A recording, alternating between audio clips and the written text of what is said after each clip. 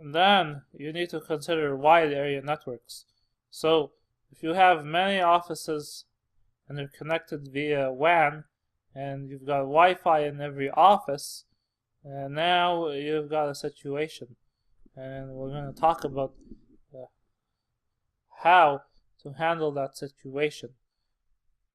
The main problem is that you've got switches and access points in every single office, and then you might stick your AP controller and your servers only in the head office, and then all that AP traffic goes over the WAN, and all the traffic to the application server goes over the WAN. And remember our diagram from the previous part. So we've got our office, our typical office. We've got our access points. We've got our switch. Switch is connected to a controller. It's connected to a server. It's connected to a router. Router connects to the internet. This is our typical local office. If we take it one step further, with a WAN, our application servers can be in the head office, and we run the Wi-Fi over the WAN.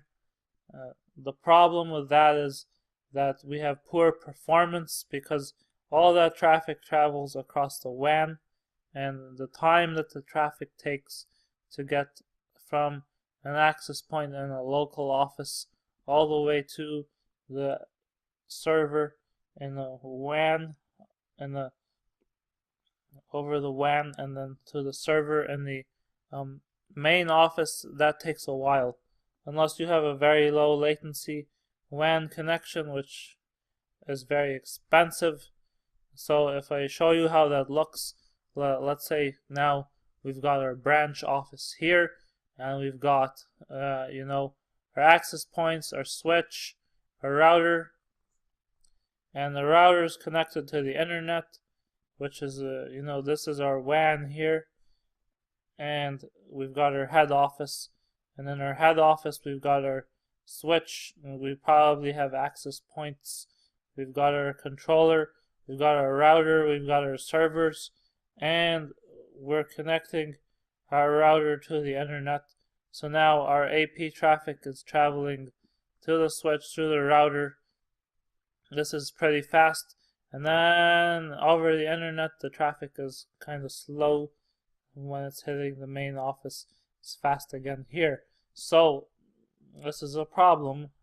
If this area is too slow, then the people in the branch office are going to be experiencing high latency, and they're going to be frustrated. So don't do that. Our second scenario is to put our servers and controllers in our head office and our branch offices, and we have a better performance here, but obviously it's more expensive. So you may decide it's too expensive. You may do it in some offices and not others, depending on the size.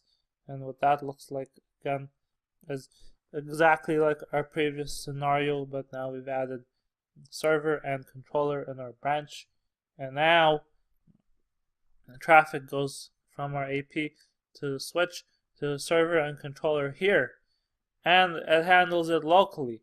And another advantage of this that we'll talk about later is redundancy. So if a server or a controller failed here in the branch office, then these access points would switch over to the WAN, and they would send their traffic to the main office and talk to a server or controller in the main office.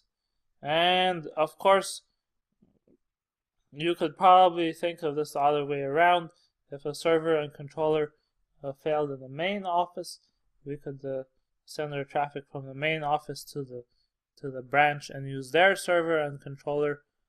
Probably not though, because the branch is much smaller, so it probably has a much smaller server, much smaller controller, and they can't handle all the traffic from the main office. Anywho,